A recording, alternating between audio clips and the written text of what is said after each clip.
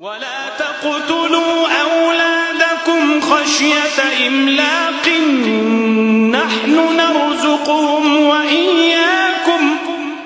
إن قتلهم كان خطأ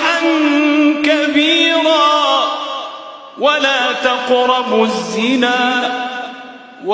تقربوا الزنا إنه كان فاحشة وساء سبيلا ولا تقتلوا النفس التي حرم الله إلا بالحق ومن قتل مظلوما فقد جعلنا لوليه سلطانا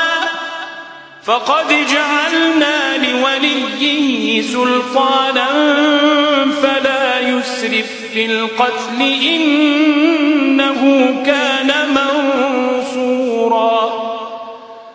ولا تقربوا مال اليتيم إلا بالتي هي أحسن حتى يبلغ أشده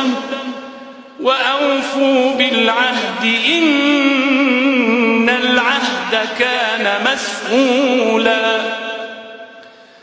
وأوفوا الكيل إذا كلتم وزنوا بالقسطاس المستقيم